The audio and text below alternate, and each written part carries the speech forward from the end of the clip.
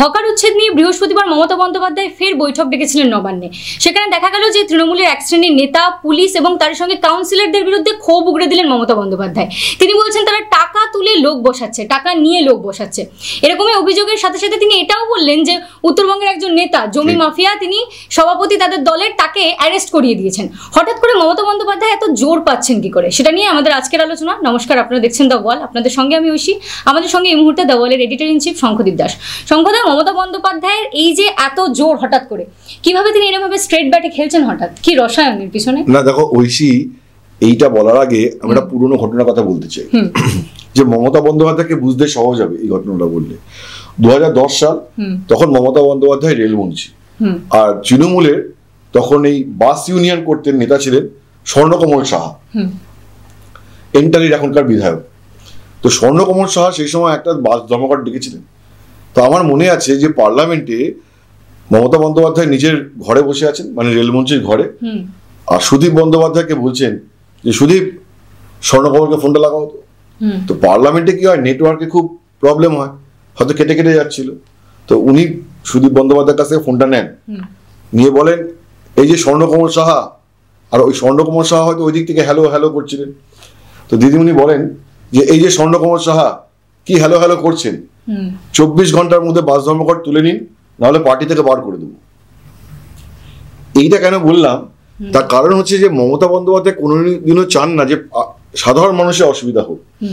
কারণ উনি নিজেও বলেন যে আমার মামাটি মানুষের পার্টি, নিচুতলার মানুষ, প্রান্তিক মানুষ, এটাই তার জনভিত্তি, তার জোর। এবারে রোজ এই যে মানুষের বিপত্তি হচ্ছে, তৃণমূলের একাংশ নেতা কেউ টাকা তুলছে বলে অভিযোগ, পুলিশ টাকা তুলছে বলে অভিযোগ, কারা সাফার করছে? সাধারণ মানুষ। কিন্তু এইটা কি আজকে নতুন হচ্ছে? অনেকদিন ধরেই চলছে। মমতা বন্দ্যোপাধ্যায় হয়তো কিছু করতে পারছেন না, উনি জানতেন সবকিছু, কিন্তু এইটা একটা নতুন ওনার কাছে একটা সুযোগ তৈরি করে দিয়েছে এই লোকসভা ভোটের ফলাফল। কেন?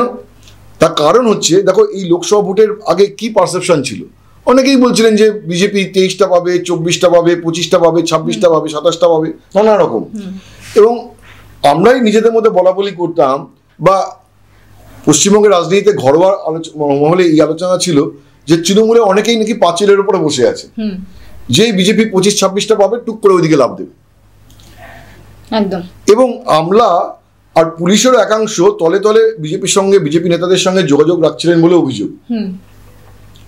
তো মুখ্যমন্ত্রী মমতা বন্দ্যোপাধ্যায়ের কাছে তখন একটা সমস্যা ছিল তার আগে, যে উনি যদি খুব স্ট্রং স্টেপ নিতে যেতেন তাহলে বিজেপিতে চলে যেত বা অন্তর্ঘাত করতে পারতো। ঠিক আছে, ফলে উনি হয়তো চাইছিলেন কিন্তু করতে পারছিলেন না। আজকে ওনার কাছে একটা মানে অপরচুনিটি তৈরি হয়ে গেছে, এবং হয়তো উনি জানতেন। তুমি দেখবে যে 2024-এর লোকসভা ভোটের আগে, 1 বছর আগে থেকেই উনি শুধুমাত্র জনসভাতেই নয়, আমি জানি, ফর শিওর জানি, যে উনি নবান্নে কিছু লোকের সঙ্গে আলোচনা বারবার বলছিলেন যে দেখো হাওয়াটা ঘুরবে, চাকা ঘুরবে, বিজেপি যে পিনাকেলে পৌঁছেছে সেখান থেকে আবার অবতরণের সময় এসে গেছে, শুধু সময়ের অপেক্ষা। ফলে হয়তো উনিও জানতেন বা উনিও আশা করেছিলেন যে চাকাটা ঘুরবে, এবং উনি মৌকার অপেক্ষায় তককে তককে ছিলেন। দেখো চিরদিন সবার সমান নাহি যায়, একটা বিজেপির উচ্চতা পৌঁছেছিল, বাট ডাউনওয়ার্ড ফল হবে বলে হয়তো উনি ধারণা করেই রেখেছিলেন। তো উনি হয়তো এই সুযোগের অপেক্ষায় ছিলেন, এবং আজকে উনি ওই মোক্ষম সময়টা পেয়েছেন, এমন একটা সময় যেখানে পাঁচিলের ওপরে যারা বসেছিলেন যে ওই দিকে ঝাঁপ দেবেন বলে, যে 24, 25, 26, 27 হলেই ওই দিকে ঝাঁপ দেবো, তারা কিন্তু টপাটপ হচ্ছে এই দিকে আবার ফিরে এসছে। এবং পুলিশ এবং আমলা মহলেও এই মেসেজটা পরিষ্কার যে বাংলায় এখন তৃণমূল কিন্তু অ্যাবসলিউট। ঠিক আছে, তুমি দেখবে যে গত 5 বছর ধরে যে একটা নীতি পরিস্থিতি ছিল সেটাও এখন নেই। এই যে গোটা পরিস্থিতি না, এইটা মমতা বন্দ্যোপাধ্যায়কে একটা নতুন, একটা নিউ ফাউন্ড এনার্জি দিয়েছে। তার ফলে যে রিফর্মটা উনি এতদিন ধরে করতে চাইছিলেন, এবং পলিটিক্যাল কারণে ওটা করতে পারেননি, যে করতে বেশি জোর খাটাতে গেলেই যে এরা সব হয় অন্তর্ঘাত করবে, নাহলে বিজেপিতে চলে যাবে, ঠিক আছে, নাহলে ব্ল্যাকমেল করতে পারে কেউ কেউ, এই যে জায়গাটা ওনার আশঙ্কা ছিল সেটা এখন আর নেই।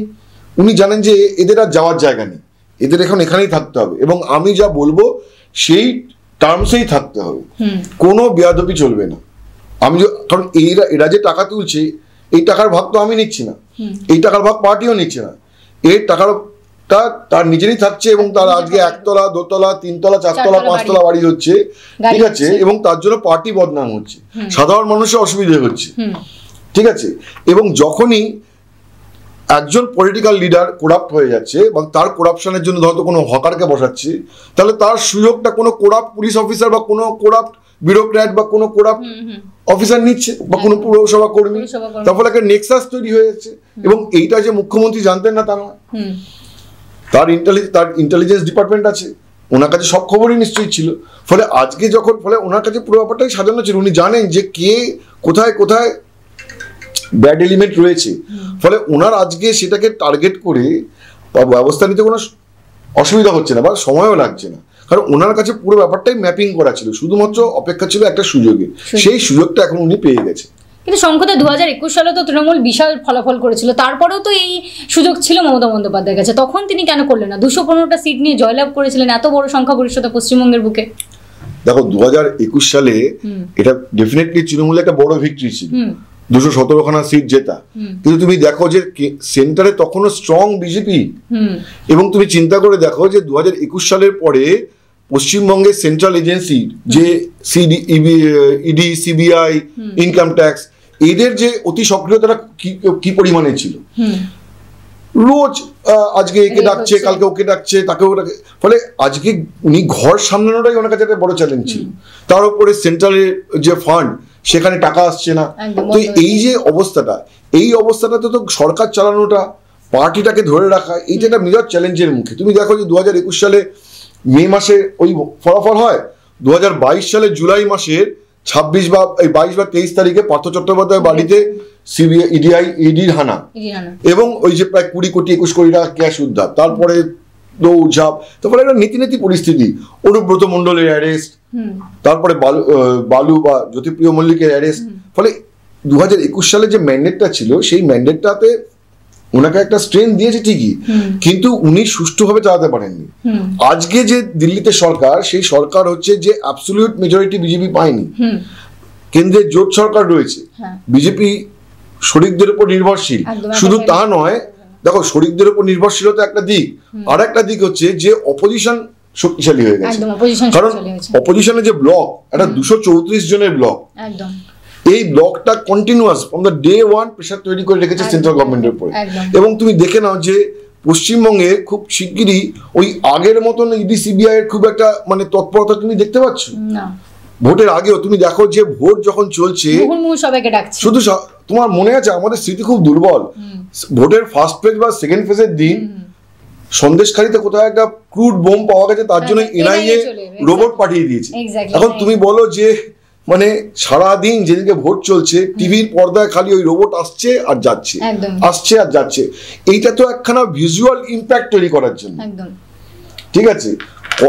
তুমি দেখো যে আমি বলছি না যে এনআইএ অ্যাক্টিভ হবে না, কারণ নাশকতার কোনো জায়গা নেই, ঠিক আছে, অশান্তি ভায়োলেন্সের কোনো জায়গা নেই, কিন্তু একটা তো সন্দেহ আছে যে সেদিনকে যে অপটিক্সটা, যে থিয়েট্রিক্সটা সেদিনকে হয়েছিল, সেটা কোনো না কোনোভাবে ভোটকে প্রভাবিত করার জন্য হয়েছিল, এই অভিযোগটা তো আছে, ঠিক আছে। সাধারণ মানুষ এবং রাজনৈতিক মহলে অনেকেই মনে হচ্ছিল যে দেখো একটা প্রভাবিত করার জন্য ওই এনআইএ রোবট যাচ্ছে আর আসছে, এবং যখন ভোট চলছে তখন লাগাতার ওটা দেখানো চলছে, ঠিক আছে। তো আজকে তো সেই পরিস্থিতি নেই, তাই না? তো 2021 সালের পরেও 2021 থেকে 24 মমতা বন্দ্যোপাধ্যায় ওই নাম্বার 217 থাকলেও সেই সুযোগটা পাননি, যেটা আজকে ওনার কাছে তৈরি হয়েছে।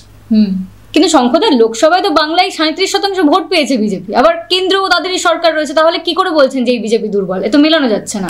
না, দেখো পলিটিক্স হচ্ছে সবসময় পারসেপশনে চলে, ঠিক আছে। আজকের দিনে দাঁড়িয়ে তুমি কি বলবে, বা রাস্তায় তুমি বেরিয়ে কাউকে একটা জিজ্ঞাসা করো যে 2026-এ বিজেপির কি হবে, কেউ বলতে পারবে না, একদম। কারণ বিজেপির যে মনোবলটা ভেঙে গেছে। আমি বলছি না যে বিজেপি রিকভার করতে পারবে না, আমরা কেউ বলেছি না, বারবার করে আমি বলি যে আমরা কেউ শ্রী ভৃগু পারমিতা নই, আমরা বলে দিতে পারবো না যে কি হবে, কিন্তু পারসেপশন, পলিটিক্সের পারসেপশনই ম্যাটার করে। পারসেপশন এটা হচ্ছে যে বিজেপির মাজা ভেঙে গেছে পশ্চিমবঙ্গে। ফলে লোকসভা ভোটের আগে যারা ভাবছিলেন যে 24, 25, 26 হলে বিজেপিতে যোগ দিয়ে দেবো, ঠিক আছে, এবং ঘরোয়া আলোচনায় যে তৃণমূলের নেতারা বিজেপি নেতারা বলছিলেন যে লোকসভা ভোটটা যাক না, তারপরে বিজেপি বানের জলের মতো তৃণমূল থেকে লোকজন আসবে এবং হুড়ুর করে ভেঙে যাবে। এতগুলো বিজেপি তৃণমূলের কাউন্সিলর যোগাযোগ রাখছে, এতগুলো তৃণমূলের বিধায়ক যোগাযোগ রাখছেন, ঠিক আছে, আজকে কেউ বলছেন? কেউ যাবে না, কেউ ক্ষমতা ছেড়ে, কেউ বিপ্লব করতে আসেনি, সবাই ক্ষমতার জন্য থাকতে চায়। কোনো ফলে পারসেপশন আজকে যেটা, সেই পারসেপশনটাই ম্যাটার করছে না। পারসেপশন হলো যে পশ্চিমবঙ্গে বিজেপি এখন দুর্বল হয়ে গেছে। সাধারণ মানুষ কখনো পার্সেন্টেজ নিয়ে আলোচনা করে যে কে কত পার্সেন্টেজ ভোট পেয়েছে? পারসেপশন দিয়ে যে বিজেপি এত হম্বিতম্বি করছিল, এতগুলো আসন হেরে গেছে। দেখো মুশিক প্রসব হয়েছে যে 18 থেকে কমে 12 হয়ে গেছে। এবং উত্তরবঙ্গে কোচবিহারে যে যাকে কেন্দ্রীয় স্বরাষ্ট্র প্রতিমন্ত্রী করা হয়েছিল তিনিও হেরে গেছেন। ফলে পারসেপশনের দিক থেকে বিজেপি পিছিয়ে আছে এখন। ফলে ওই জন্য একটা সর্বস্তরে মেসেজ চলে গেছে, ঠিক আছে, সেটা পলিটিক্যাল সার্কেলে গেছে, সেটা পুলিশ মহলে গেছে, সেটা আমলা মহলেও গেছে। And this has given Mamata Banerjee আর নিউ ফাউন্ড স্ট্রেংথ। ফলে উনি যে রিফর্মটা করতে চাইছিলেন এখন সেটা উনি করতে পারছেন। এবং উনি এই যে বলছেন না যে নিজের পার্টির নেতাকে ব্লক সভাপতি, উনি জেলা সভাপতি বলেছেন, আসলে দেবাশিস প্রামাণিক হলেন ব্লক সভাপতি দাবগ্রাম ফুলবাড়ির, যে তাকে অ্যারেস্ট করিয়ে দেবো, আমিই বলেছি অ্যারেস্ট করিয়ে দাও। যে এইটা হচ্ছে একটা স্ট্রেংথ। এটা উনি অনেকদিন ধরে করতে চাইছিলেন, কিন্তু এই রিফর্মের সুযোগটা পাচ্ছিলেন না, এখন পাচ্ছেন। একেবারে ধন্যবাদ শঙ্করদা। এই জোরের উপর ভর করে মমতা বন্দ্যোপাধ্যায় এরপরে কি কি পদক্ষেপ নেন সেদিকে থাকবে আমাদের নজর। আপনাদের চোখ থাকুক দা বলে, কারণ খবর এখন এখানে।